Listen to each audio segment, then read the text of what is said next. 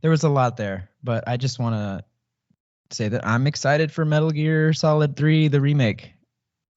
Metal Gear Solid Delta, I think is what they're going to call it. I think that's what that little triangle means. So you played this game growing up, Dude, right? I'm a Metal Gear Solid whore. I fucking love that shit. I'm aware of it, but I never played it, and I watched a little bit of gameplay. You haven't played the MGS, dude? No. You haven't played a little bit of that tactical espionage? Do you does it kind of remind you of like a Ghost Recon or those sort of games that are a little more like campaign based type situation, right? It's well, they self-describe it as a tactical espionage action type game. You know what I'm saying? So it's the later ones are both third person and first person, but it's mainly third person, and it's more of a role-playing shooter. Mm-hmm.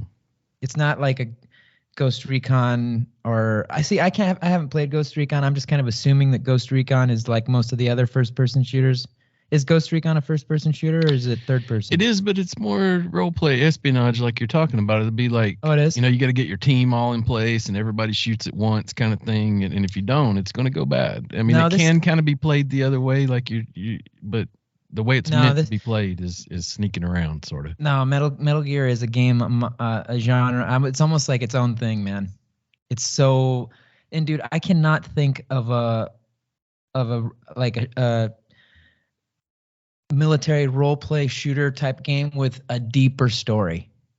Like Hideo Kojima, the creator of Metal Gear, he just went hard in the story, dude. He must have just fucking smoked some shit and fucking just like unleashed creativity on paper because like the story is so deep.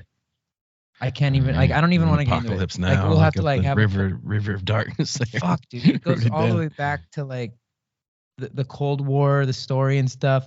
And it's such a fascinating story and has so many twists and turns like that even the people online that that have really like broken down the lore and the story, even they don't fucking get it, dude. They're like, they'll even say in the video like, I honestly don't understand this fucking part. And then we go from here. Well, apparently that's a lot of like what this trailer had going on. I watched the trailer and I think my first thought was like, man, this kind of reminds me of Ark, and which a lot of things do.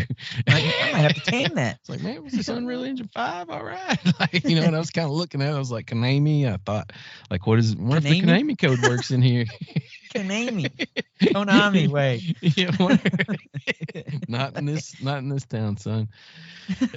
Not in this household. Freckle face. Not in the South here. But and then I watched a review of it and there was tons of like Easter eggs. Like the parrot was apparently incredibly significant. Like it was from another game and the whole story. I'm gonna send you some. I'm gonna send you some. Yeah, sorry, I keep interrupting. Keep going. Yeah. No. I'm intrigued for sure, and kind of like I wonder how come I missed this one. Is it, dude? I don't know how you missed MGS. Sort of the mid '90s or something, or when do you remember playing it?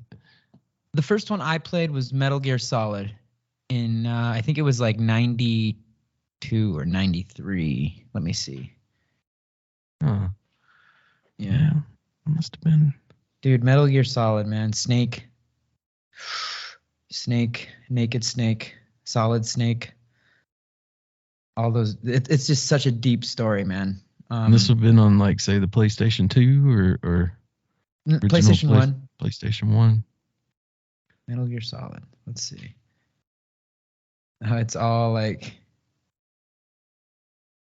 Metal Gear Solid is an action-adventure stealth video game developed and published by Konami for the PlayStation in 1998. Sorry, I was multiple years off, but yeah, 1998. And yeah, dude, fuck, dude. It was one of those games that like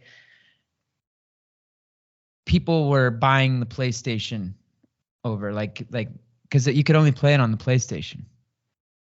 And then they released Metal Gear Solid 2.